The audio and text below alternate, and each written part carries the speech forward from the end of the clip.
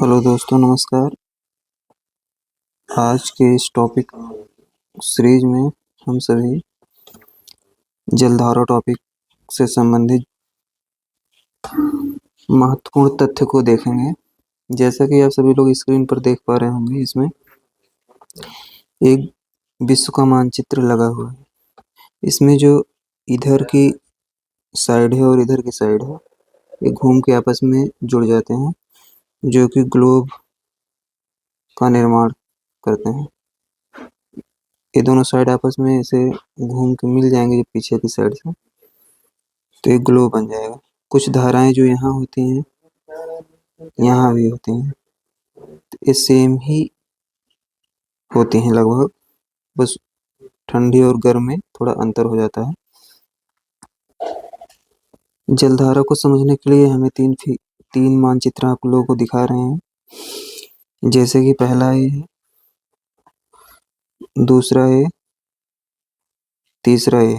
इस पे हम सभी जलधाराओं के नाम लिख देंगे तीसरे पर। और दूसरे मानचित्र में थोड़ा हम देख लेते हैं कि महासागरों के नाम के बारे में। जैसा कि आप सभी लोग इस फिगर में देख पा रहे होंगे कि महासागर जो यहाँ है, इन्हें प्रशांत महासागर बोलते हैं। प्रशांत महासागर, उत्तरी अटलांटिक हो गया है,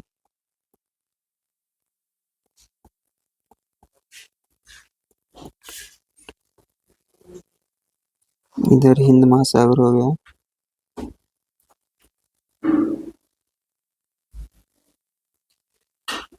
इधर भी प्रशांत महासागर।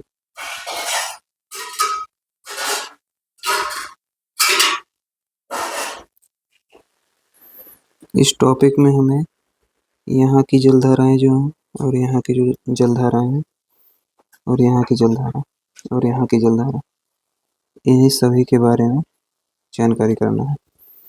महासागर तो और हैं, लेकिन उसमें जलधाराएं इतनी महत्वपूर्ण नहीं है।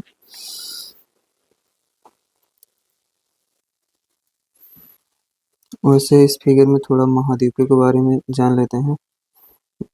को से तो बहुत लोगों को पता होगा, लेकिन जिसको नहीं पता होगा इसमें देख लेते हैं। ये उत्तरी अमेरिका हो गया,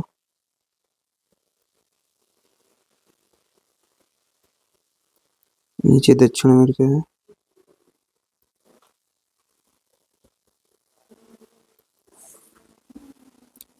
इधर अफ्रीका हो गया, इधर यूरोप है, एशिया,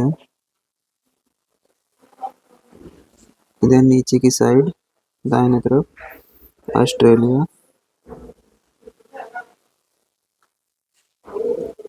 इधर नीचे की साइड में अंटार्कटिका,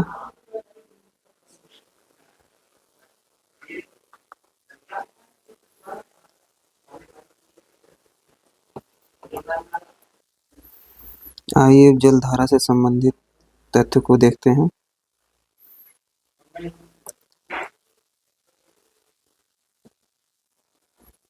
इस चित्र में एक 0 डिग्री की विषुवत रेखा है।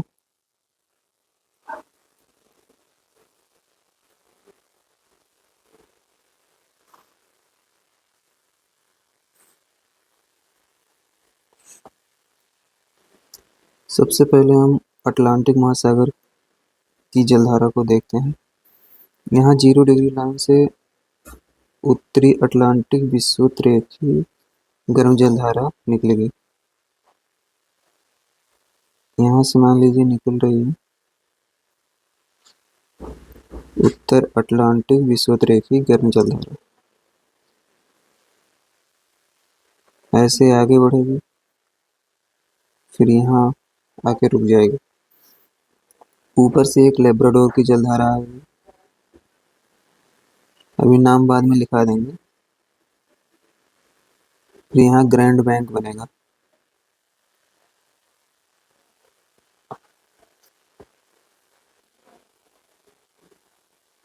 फिर यहाँ से आगे बढ़ते हुए जलधारा नॉर्वे से टकराएगी, जहाँ नॉर्वेजियन जलधारा के नाम से जानी जाएगी। ठंडी है कि गर्म, एक बार में ही सबको पता लग जाएगा।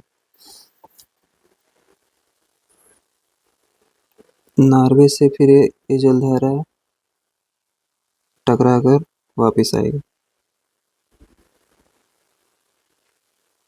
वापिस आएगी और ये यहाँ पे टकराएगी।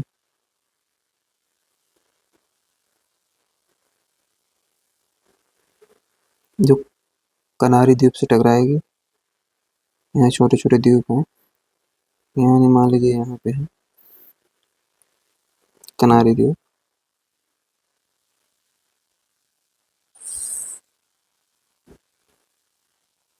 फिर ये जलधारा यहाँ आके मिल जाएगी। एक साइक्लिक क्रम में यहाँ चलते हैं। एक स्थान यहाँ भी है, फ्लोरिडा, यहाँ भी टकराती है जलधारा। बिगनिंग पॉइंट इसका यही है, यहाँ से स्टार्ट हो रहा है जलधारा।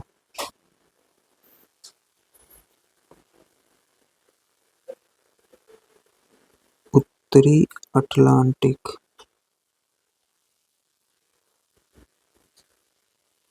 विषुवत-रेखीय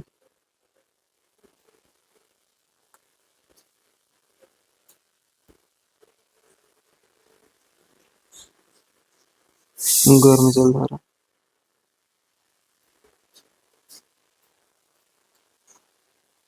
फ्लोरिडा से जो टकराएगी, यहाँ फ्लोरिडा जलधारा के नाम जानी जाएगी।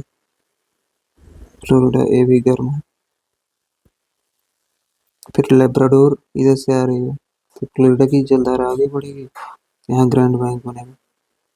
Grand bank, grand bank, if Labrador, Labrador ये ठंडी जलधारा है।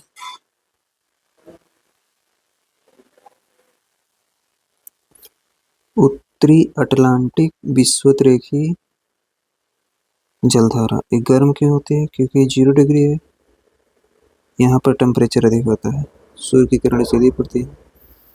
तो ये जो है यहाँ फ्लोरिडा के तट से टकराएगी तो गर्म ही जलधारा आगे बढ़ेगी, तो ये भी गर्म इसलिए हो जाती है। फिर ये आगे बढ़ेगी तो यहाँ ग्रैंड बैंक बनेगा।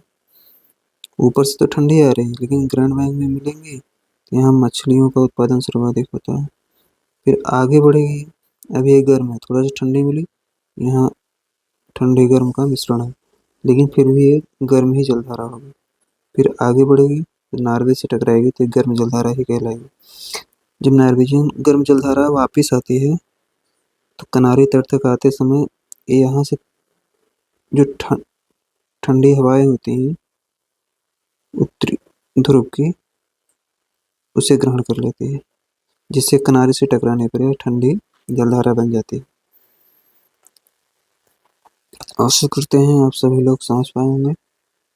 आइए दक्षिणी अटलांटिक विषुवत-रेखीय गर्म जलधारा देखते हैं। ये जो दक्षिण अटलांटिक विषुवत-रेखीय गर्म जलधारा है, पहले हम तीर के माध्यम से समझ लेंगे कहाँ कहाँ टकराती है। यहाँ से आई, मुड़ गई।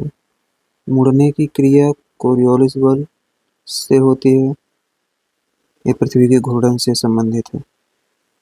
ये तो अलग टॉपिक हो गया, लेकिन आप लोगों को समझना है इसमें कि मुड़ जाती है। ये ब्राजील से टकराई, फिर ये आगे बढ़ी, फिर यहाँ से आगे बढ़ेगी, फिर आगे बढ़ेगी ऐसे, फिर यहाँ आएगी, यहाँ टकराएगी। फॉकलैंड, ये फॉकलैंड द्वीप है।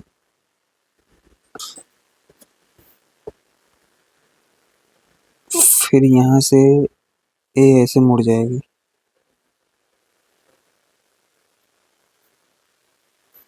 क्योंकि साइक्लिक क्रम में चलते हैं। साइक्लिक क्रम में चलते हैं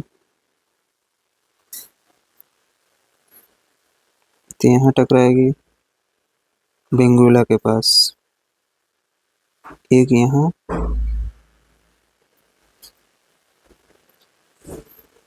और एक यहाँ बेंगुला के पास। फिर ये आगे बढ़ के इसी में मिल जाएगा। इसका एक साइकिल क्रम पूरा हो गया। जैसे यहाँ टकराई और यहाँ और यहाँ, तीन स्थानों के नाम हमें जानना है, 1 2 3। इसे ब्राजीलियन गर्म जलधारा बोलते हैं। ब्राजीलियन गर्म है। यहाँ फॉकलैंड, फॉकलैंड की ठंडी जलधारा है। फिर इधर बेंगुला, बेंगुला ये भी ठंडी जलधारा होगी।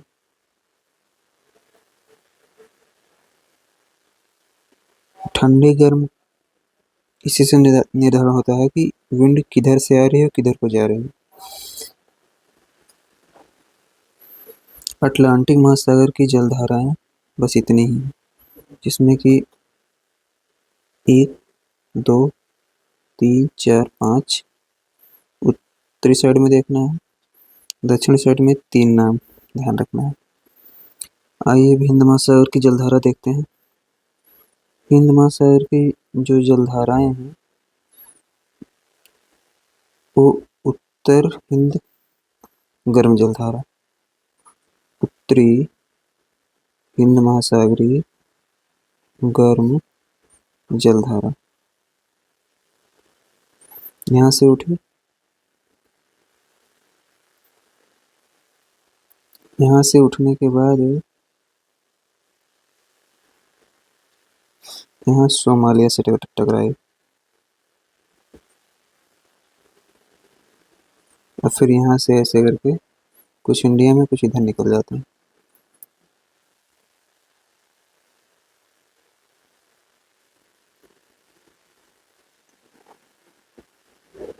इसको ऊपर लिख देते हैं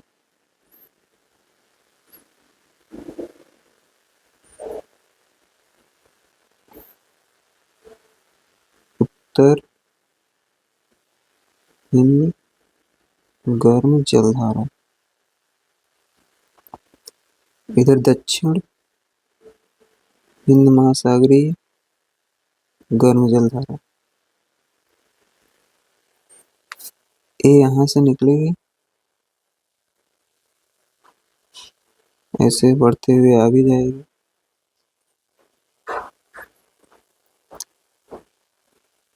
आगे आएगी, फिर टकराएगी यहाँ से अगलुहास,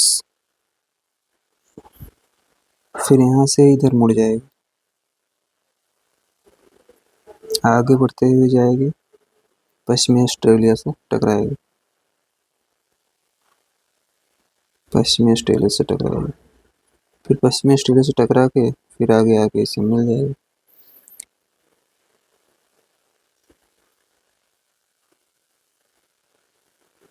उत्तरी में तो एक ही नाम याद रखना है, सोमालिया, सोमालिया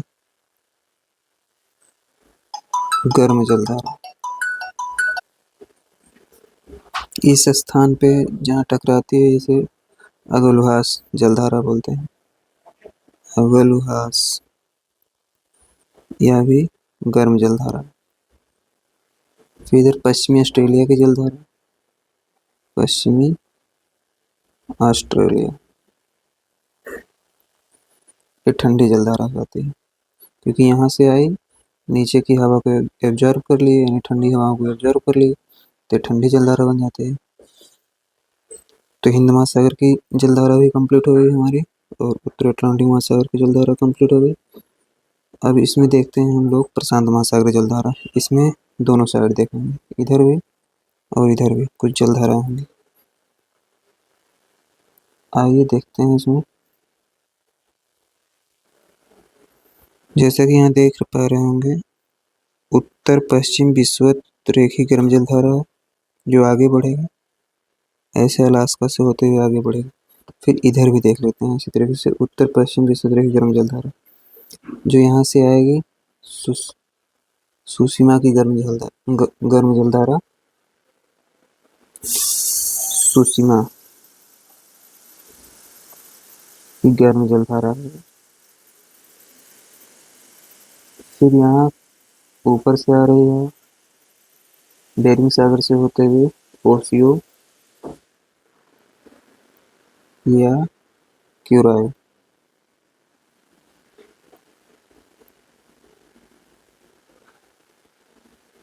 फिर यहाँ क्यूरोसियो की जलधारा बन जाती है, क्यूरोसियो की जलधारा। फिर आगे बढ़ जाती है इरमिंजर नाम से। जो यही इरमिंजर है फिर यहाँ आके मिल जाती है इरमिंजर, यहाँ आके मिल जाती है। फिर आगे बेरिंग सागर यहाँ पे पड़ता है, यहाँ से कुछ गर्म ठंडी हवाएं उठाती हैं, फिर यहाँ कैलिफोर्निया से टकराती हैं आकर के। तो कैलिफोर्निया से आके टकरा जाती हैं। फिर अलास्का से भी टकराती हैं यहाँ पे। अलास्का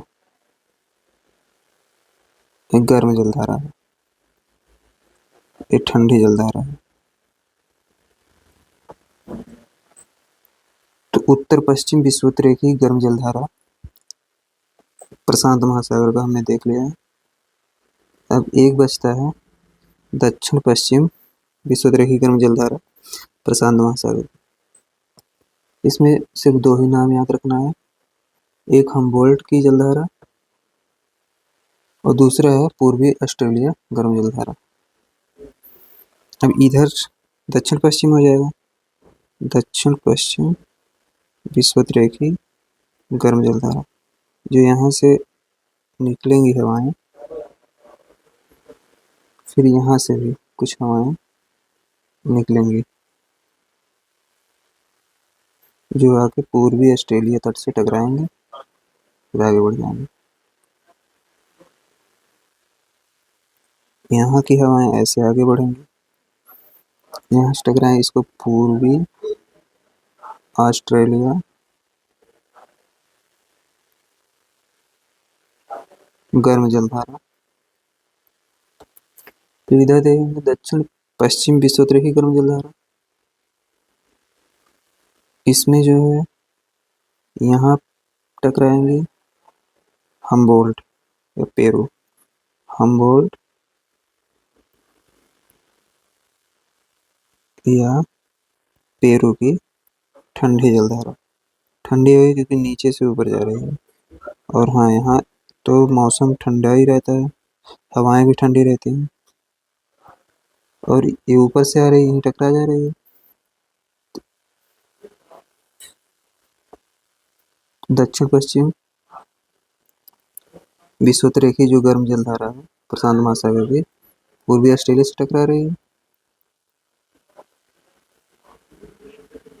तो एक गर्म जलधारा बन जाती है और इधर ये ठंडी जलधारा बन जाती है। तो हमने इस वीडियो में सभी जलधाराओं को क्रम से बता दिया है। आशा करते हैं आप सभी लोग समझ पाए होंगे। धन्यवाद।